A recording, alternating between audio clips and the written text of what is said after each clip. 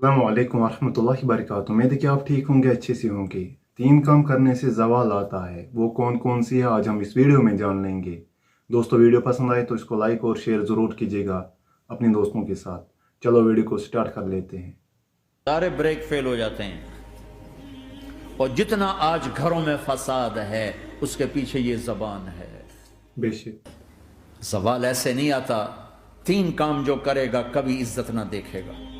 3 काम जो करेगा कभी इज्जत ना देखेगा। 3 काम जो करेगा कभी इज्जत ना देखेगा। और 3 काम जो करेगा कभी जिल्लत ना देखेगा। 3 काम जो करेगा कभी जिल्लत ना देखेगा। 3 काम जो करेगा कभी जिल्लत ना देखेगा। जो झूठ बोलता है, जो जुल्म करता है, जो धोखा देता है, जो झूठ बोलती है, जो जुल्म करती है, जो धोखा देती है, इज्जत के ख्वाब देखने छोड़ दे। जिल्लत मुकद्दर है इस जहान में, उस जहान।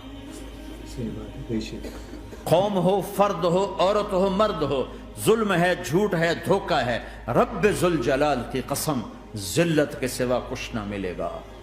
बेशक जो सच बोलता हो, जो अदल करता हो, जो दयानतदार हो, उसके लिए इज्जत मुकद्दर हो गई। बेशक हो गई, हो गई। सच एक फर्द में है, अदल एक फर्द में है, दयानत एक फर्द में है, या एक कौम में है। इन्हें इज्जत देना यकीनी हो गया। मेरा अल्लाह इन्हें दे के रहेगा, चाहे वो अल्लाह को मानते हैं, चाहे अल्लाह का इनकार करते हैं। आगे आखिरत का मसला अलग है। यहां कौम, फर्द, कबीला, कोई मजहब, पत्थर का पुजारी, आग का पुजारी, सच बोलता है, जुल्म नहीं करता, दयानतदार है, अल्लाह की कसम, अल्लाह उसे इज्जत की जिंदगी देगा। रात का तहज्जुद गुजार, दिन का रोजेदार, कहीं जुल्म करता है, कहीं झूठ बोलता है, कहीं धोखा देता है, जिल्लत उसके माथे पे लिख दी जाएगी, और मौत के बाद की जिल्लत भी साथ उठेगी। तो अल्लाह को राजी करो। कैसे? कबीरा गुनाहों से बचकर, उसके सामने सर झुकाकर। दूसरा काम, अल्लाह के बंदों के साथ मामला करो।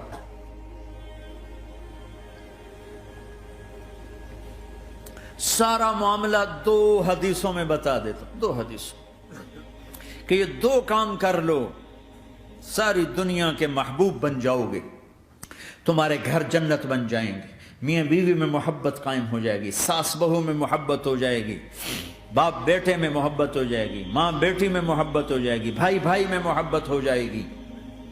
2 काम कर। इन 2 में सब कुछ छुपा हुआ है। कौन सी? मेरे नबी ने फरमाया, माज अला उम्बिउका बिमिलाक हाज़ा कुल्ली। पूरी हदीस। माज बिन जबल ने कहा, या रसूल अल्लाह, कुछ जन्नत के जाने का रास्ता तो बताएं, जन्नत में जाने का रास्ता तो बताएं। अम्बिनी बिअमलिन युदखिलुनी अल जन्नह। साहब ने कहा, सअलत अन अम्रिन अज़ीम, बहुत बड़ी बातों ने पूछी है। तुक़ीमुस सलात अल मक्तूबा, तुअद्दी सलात अल मफ़रूदा, व तसूम रमज़ान, व तहुज्जुल बैत। माज, नमाज पढ़ना, रोजा रखना, ज़कात देना और हज करना। बेशक फिर आपने फरमाया, इंशीता अम्बातुका बिअब्वाबिल जन्नत। अब अगर तू चाहे तो कुछ और बताऊं, जन्नत के दरवाजे बताऊं? कजी बताएं का अस्सौम जुन्ना, रोजा जहन्नम और तेरे दरमियान बीच में रुकावट बन जाएगा। अस्सदक़तु तुत्फ़िउल ख़तिया, छुप छुप के अल्लाह के नाम पे देना तेरे गुनाहों को धो देगा, पाक कर देगा।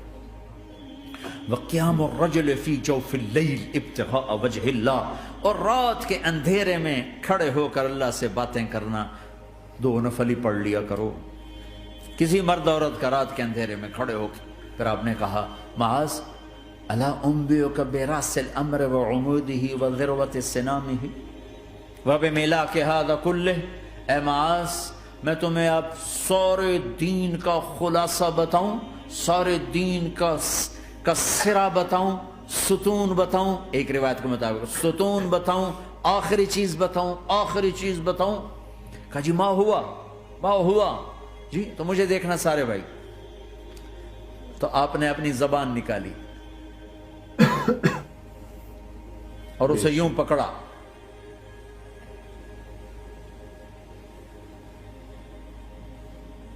معاذ کف ھذا، معاذ اپنی زبان پہ قابو پا جا.